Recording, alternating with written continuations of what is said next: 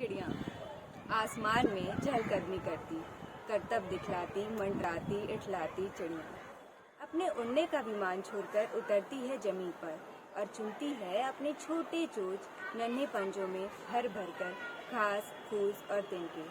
हर आकार के जो हजार बार छिटक कर गिर जाते हैं उनकी पकड़ से, फिर भी निरंतर लगी रहती है, डटी रहती है वो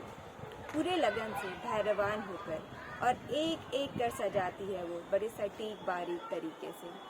और बुनती है किसी रोशनदार में या किसी खंभे पर या पेड़ों की डालियों पर अपना एक बसेरा